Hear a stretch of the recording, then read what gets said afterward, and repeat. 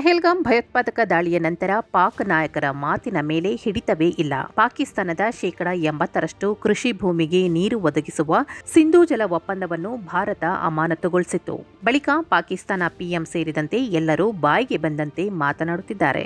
ಪಾಕ್ ರಕ್ಷಣಾ ಸಚಿವ ಖವಾಜಾ ಆಸಿಫ್, ಭಾರತವು ಹಿಂದೂ ಒಪ್ಪಂದದ ಅಡಿಯಲ್ಲಿ ದೇಶದ ಪಾಲಿನ ನೀರನ್ನು ಬೇರೆಡೆಗೆ ತಿರುಗಿಸಲು ನಿರ್ಮಿಸಿದ ಯಾವುದೇ ರಚನೆಯನ್ನು ನಾಶಪಡಿಸಲಾಗುವುದು ಎಂದು ಹೇಳಿದ್ದಾನೆ.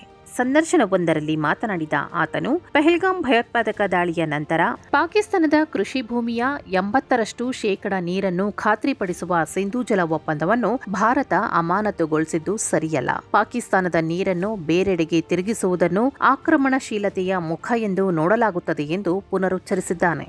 ಭಾರತ ಸಿಂಧೂ ನದಿಯ ಜಲಾನಯನ ಪ್ರದೇಶದಲ್ಲಿ ಅಣೆಕಟ್ಟುಗಳನ್ನು ನಿರ್ಮಿಸಲು ಮುಂದಾದರೆ ಪಾಕಿಸ್ತಾನದ ಪ್ರತಿಕ್ರಿಯೆ ಏನು ಎಂದು ಕೇಳಿದಾಗ ಆಸಿಫ್, ಅದು ಪಾಕಿಸ್ತಾನ ವಿರುದ್ಧದ ಆಕ್ರಮಣವಾಗುತ್ತದೆ. ಭಾರತ ನೀರು ಬೇರೆಡೆಗೆ ತಿರುಗಿಸಲು ಬೇರೆ ರೀತಿಯ ಯೋಜನೆ ರೂಪಿಸಿದರೆ ಪಾಕಿಸ್ತಾನ ಆ ರಚನೆಯನ್ನು ನಾಶಪಡಿಸುತ್ತದೆ ಎಂದು ಹೇಳಿದ್ದಾನೆ.